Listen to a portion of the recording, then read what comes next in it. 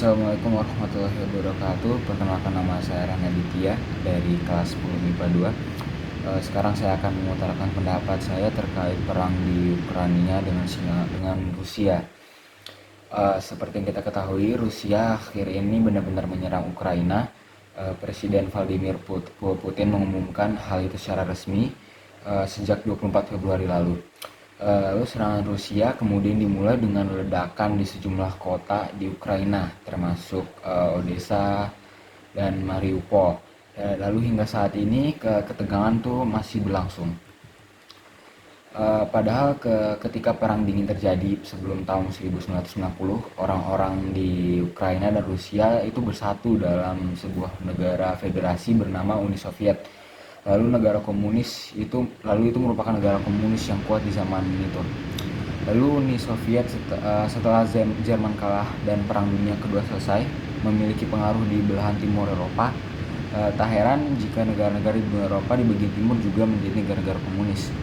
Lalu pada tahun 1991, Uni Soviet dan Pakta Warsawa bubar di tahun yang sama.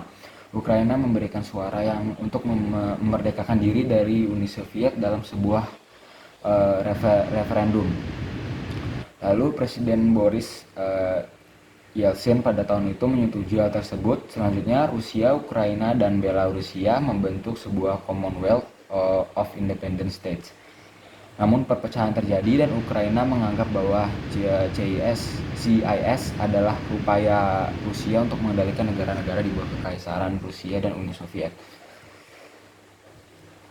Lalu hubungan Rusia dan Ukraina mulai memanas lagi pada tahun 2014. Kala itu muncul revolusi menentang supremasi Rusia.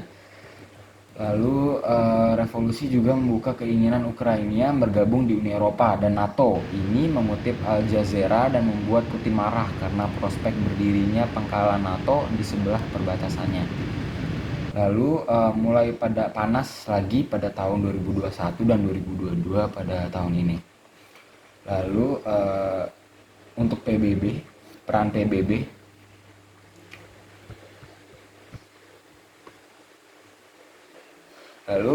PBB akan melakukan pemungutan suara untuk memutuskan apakah PBB perlu menggelar sidang khusus darurat Majelis Umum terkait invasi Rusia di Ukraina. Lalu sidang khusus itu rencananya akan digelar pada Senin 28 Februari yang sudah lewat dan dihadiri oleh 193 negara anggota PBB. Jika 9 anggota DKPBB menyetujuinya, kata sejumlah diplomat, pengumuman suara oleh 15 anggota DKPBB bersifat prosedural, sehingga tak satu pun dari 5 anggota, tetapnya Rusia, Cina, Prancis, Inggris, dan Amerika Serikat dapat menggunakan hak veto. Lalu sidang khusus darurat jarang diadakan oleh PBB sejak tahun 1950, baru 10 kali Majelis Umum menggelar sidang semacam itu. Lalu permintaan agar sidang khusus terkait Ukraina digelar muncul setelah Rusia pada Jumat memveto rancangan resolusi DKPBB yang menyelesaikan invasi Moskow, Cina, India, dan Uni Emirat Arab.